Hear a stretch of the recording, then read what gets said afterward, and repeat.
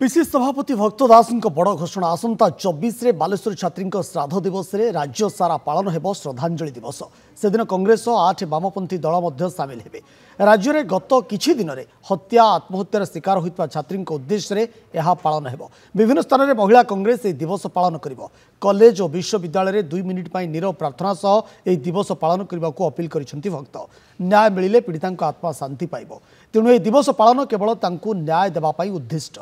महिला कमिशन गठन सह सुप्रीमकोर्ट मॉनिटरिंग रे न्यायिक तदंतर दाबी दोहराई भक्त दास। खूब शीघ्र महिला अभियोग प्रकोष्ठ खोलिबो कांग्रेस। जीए चाहिए आसी अभियोग करि परिबे बोली भक्त आह्वान दैछंती। तेबे 24 तारीख पर कौन कार्यक्रम हाथ को नियाजिबो समस्त दल मिलित बैठक करी निष्पत्ति नेबे बोली कहिसंती भक्त। 24 तारीख दिन श्रद्धांजलि दिवस पालन करा जिवो। सेही श्रद्धांजलि दिवस रे